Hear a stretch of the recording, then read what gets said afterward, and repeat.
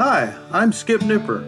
Welcome to Skip's Corner, the podcast where I tell you about not only Nashville's great baseball history and traditions, shot to right, a one-hop liner, but certainly about its past. And you will hear a little bit about its present and future, too. Yes, he can, and makes the waist-high catch. There are great stories about Tom Wilson Park, Herschel Greer Stadium, Sulphur Dell, and the players, coaches, and fans who love everything about baseball.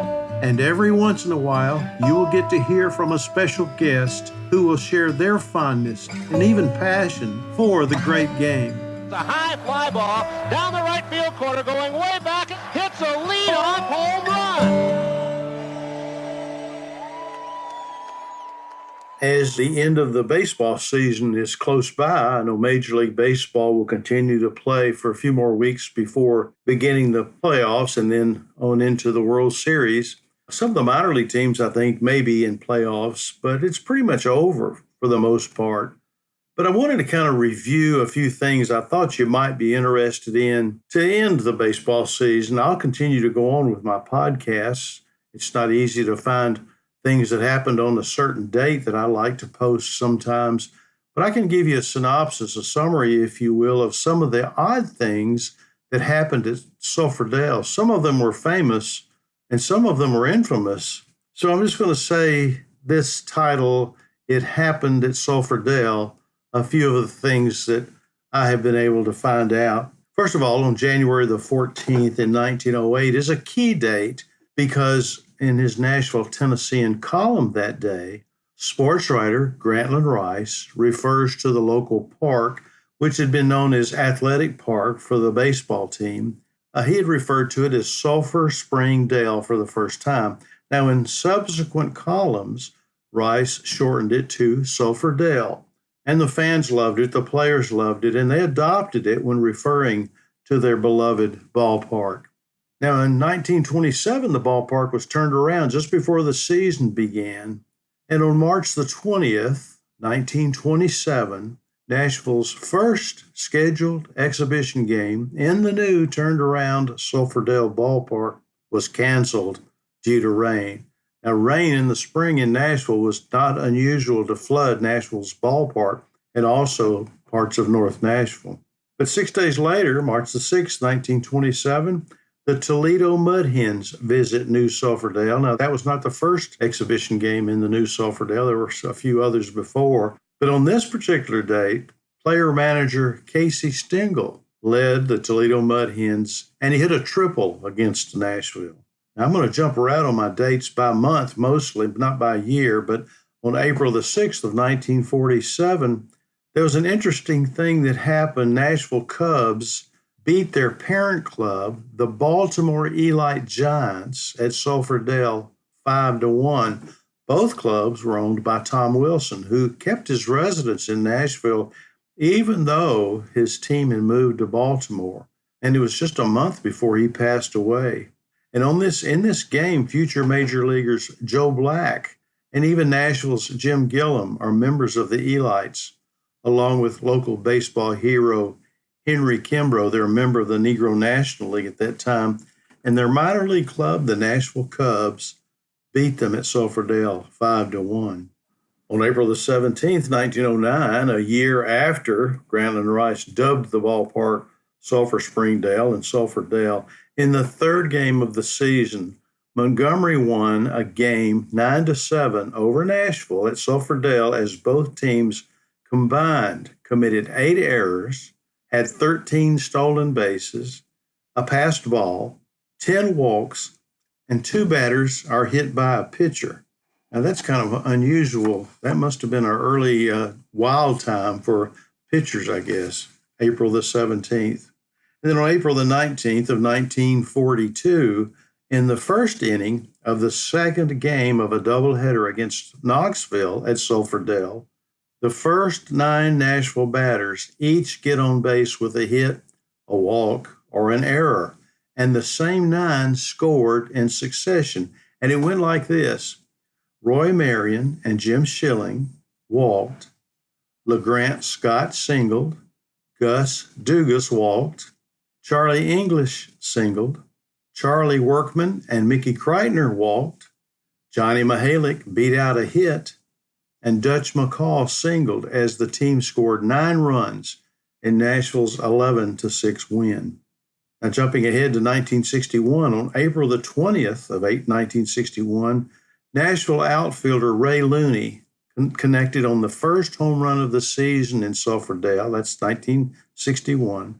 A 3-run shot as the Vols beat Atlanta 14-6. Although, if you can get this, there were only 420 people in the stands. And here's an interesting fact about Looney. He'd been a football star at George Washington University. And 4 years earlier, on January the 1st, 1957, he threw a touchdown pass against Texas Western in the Sun Bowl. And also, his brother Jim was a Vanderbilt quarterback in 1954. For many years during the Cincinnati Reds affiliation with the Nashville Vols in the late 50s, we had great pitching here.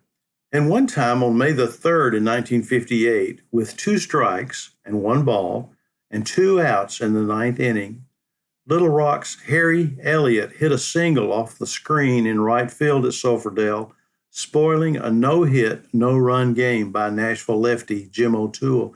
And it would have been the first such feat at Sulphur Dell in over 30 years. Now, after Elliott's hit, Ben Downs also nabbed a single before Lou Heyman is retired to end the game, so the Vols won the game by a score of 14-0. On May the 8th, 1946, after arriving from Memphis by team bus at 4 p.m., the Racine Bells checked into the Noel Hotel and then made their way to Sulphur Dell to play against the Muskegon Lassies, and the Bells won 8-5. You remember those 2 teams as mentioned in the movie A League of Their Own, a great movie that I just love. And then on May the 11th, 1944, an interesting thing happened. The game that day at Sulphur Dell was delayed 3 times. The first for an hour due to the late arrival of the Knoxville players.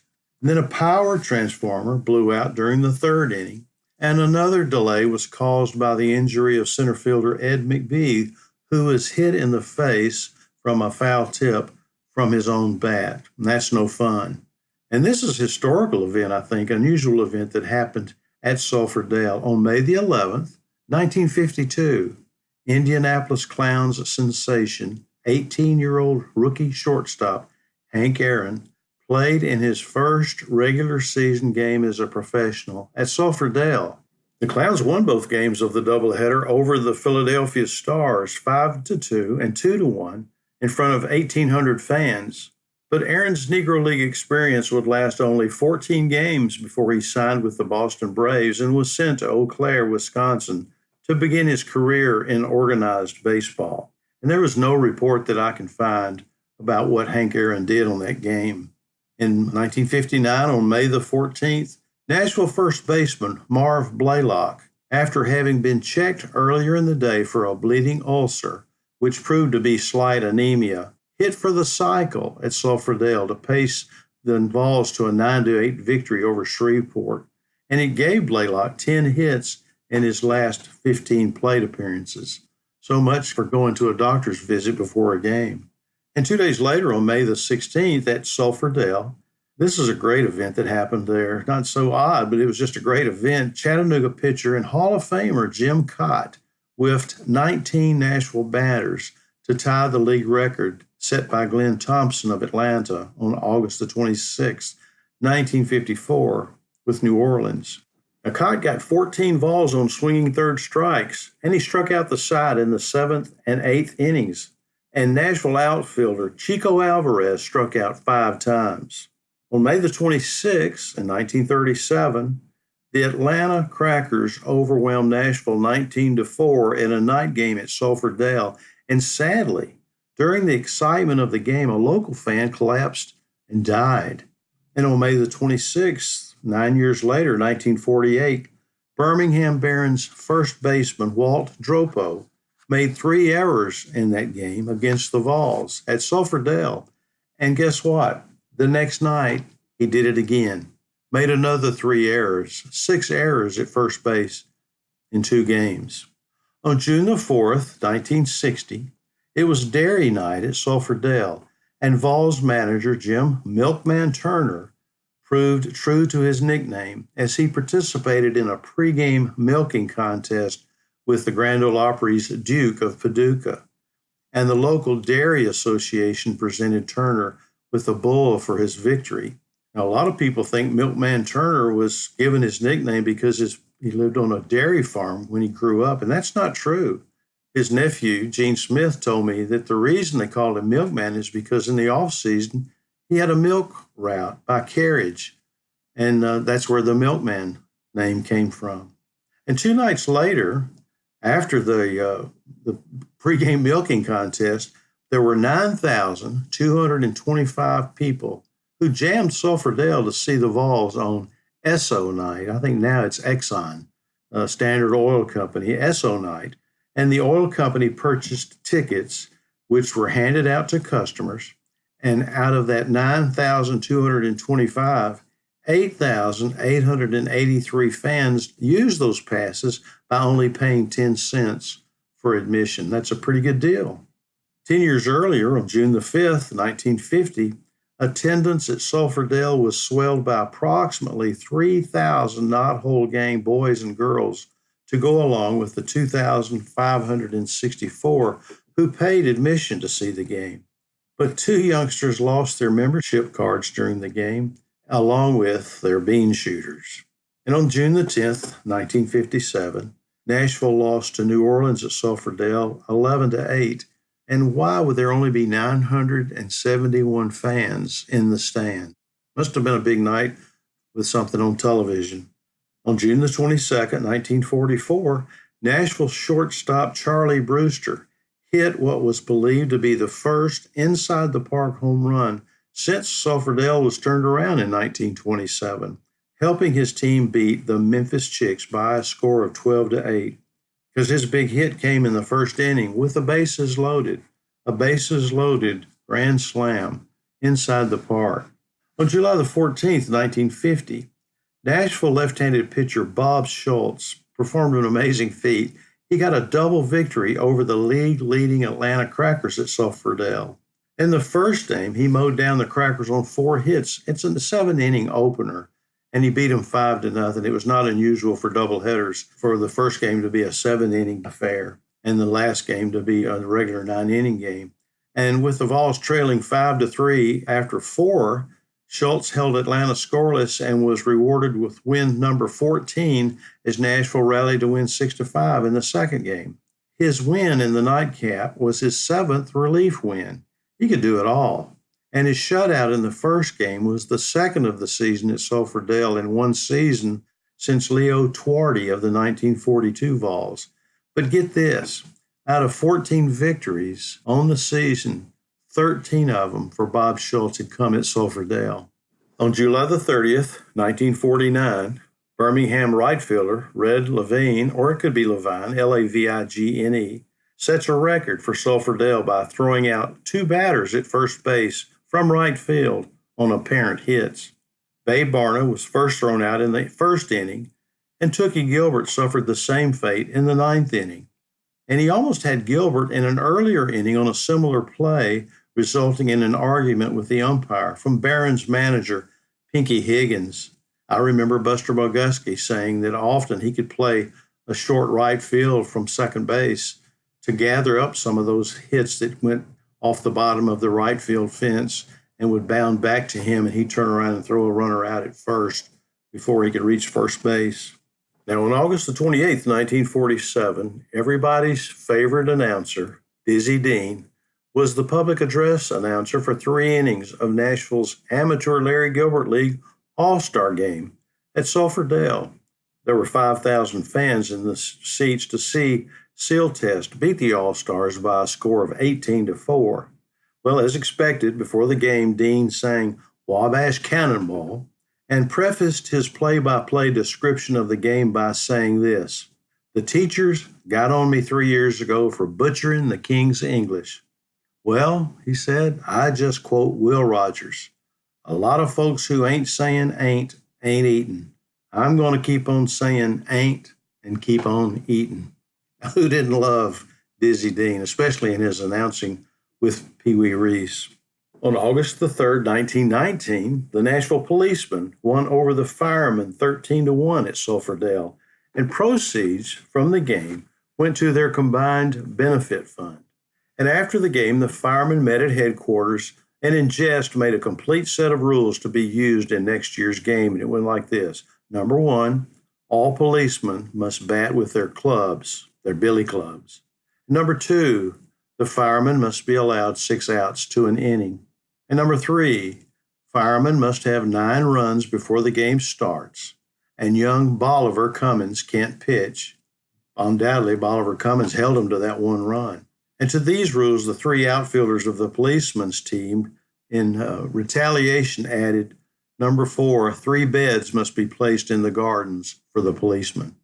Well, on September the 5th, 1915, Nashville's Tom Rogers and Chattanooga's George Cunningham squared off in both games in a doubleheader at Sulphur Dell, and each pitcher took a win and a loss, as the Vols won the opener 3-1, and the Lookouts took the second game 8-4. On September the 6th, 1954, a special event happened. In a Labor Day doubleheader at home, Nashville's Bob Lennon hit 3 home runs to give him a league record 64 homers for the season, and 42 of his round trippers were hit at Sulphur Dell. And that was a record that was never broken, 64 home runs in the Southern Association. Now, earlier on September the 10th in 1940, in the opening game of the Southern Association playoffs, Nashville's George Jeffcoat struck out 7 consecutive Chattanooga batters on his way to tallying a league record at the time, 18 strikeouts. Nearly 2,800 Sulphur Dell fans are on hand as the Vols won 6-1. And on September the 17th, 30 years earlier, Nashville and New Orleans completed their game at Sulphur Dell, and get this, 42 minutes. It's late in the season. The season's over. They're ready to get it done. As the Vols won over the Pelicans 6-3, there were no base on balls, no sacrifices, or stolen bases. And it's the last game of the 1910 season for both clubs.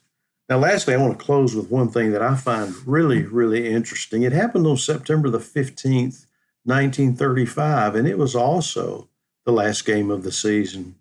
In the last game of the 1935 regular season, Nashville utility infielder Tony Fiorito played all 9 positions in a 7-6 win over last place Knoxville at Sulphur Dell. Fiorito earned the win by pitching in the 8th when the Vols scored 4 runs in the bottom of the inning to take the lead. He also made a great catch in left field and in the 7th inning, and as a catcher in the 6th, he threw out Smoky's center fielder Burt Maxwell trying to steal second. So he did it all that day. The Vols finished 4th in league standings with an 82-69 record, while Knoxville fell to 57-95. But I'm going to close with this question. I know Bert Campaneris of, I think, the Oakland A's at one time played all 9 positions. There have been others that have done it as well, and probably a bunch of them in the minor leagues. But here's my question. For a player to play all 9 positions and win the game as the winning pitcher, has that ever happened before? What do you think? Well, I hope you liked listening to things that happened at Sulphur Dell. I'll have more for you next week, and I hope you'll listen in. As always, I appreciate you listening to my podcast. If you have a suggestion or just want to let me know a few things about what you consider important events that happened at Sulphur Dell or in Nashville baseball history, be sure to write to me at 262downright@gmail.com. I'd love to hear from you. Once again, thank you.